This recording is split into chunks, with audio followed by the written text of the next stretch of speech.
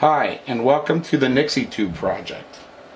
This project uses retro technology for a cool looking clock. Nixie tubes were used in the 50s, 60s, and early 70s. The goal of my project is to help our generation not only understand how far we have come with technology, but also to appreciate the beauty of previous designs. Hi, my name is James Budai and I'm an electrical engineer. Welcome to my home lab. I've been working on this project for a year and a half, and why don't we look at the printed circuit board layout first. Here is my printed circuit board that I designed. This is my third generation board. I had a couple things that I wanted to change on the first two designs. This is actually the back side, the bottom side. On the bottom you see 3 switches that are used to set the time.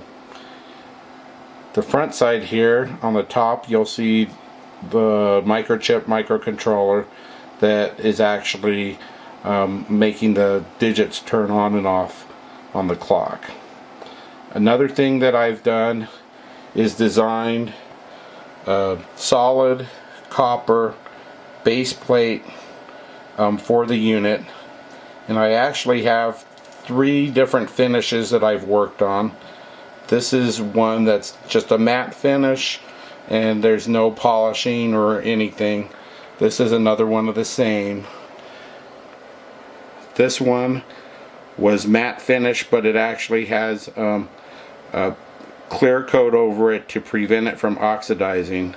And then I played around with chemistry a little bit and came up with this, and that oxidized it and changed it to a greenish color.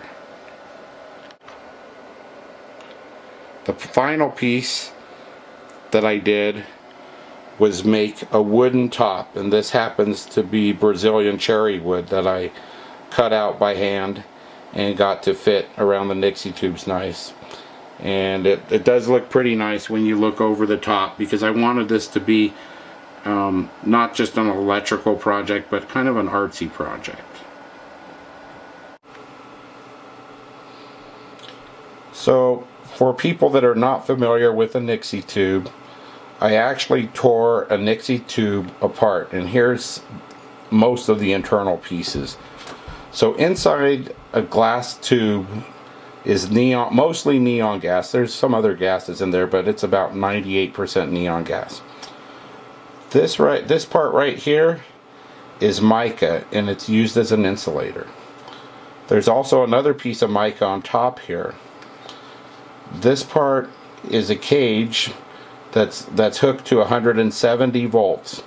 Inside that cage, if you look in the middle of that cage right there, all these digits are placed one on top of one another, separated by these ceramic pieces to insulate from one another.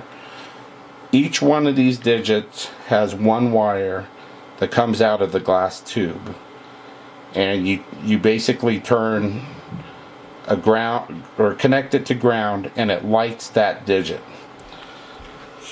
And finally, here is one of the tubes that's really difficult to get, but you can kind of see that all the digits are right on top of one another.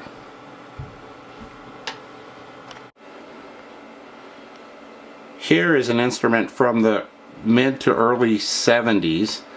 It uses Nixie tubes for its display, and as we advanced in technology, this is the technology that we use more today, in addition to the smartphone technology. So, and we could see how we've evolved in oscilloscopes from a green fluorescent tube to a color screen. So the evolution of the displays really obsoleted the Nixie tubes.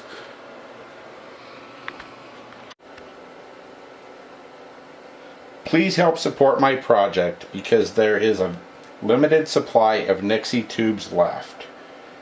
Your support will allow me to purchase enough tubes to build at least 100 clocks, hopefully more.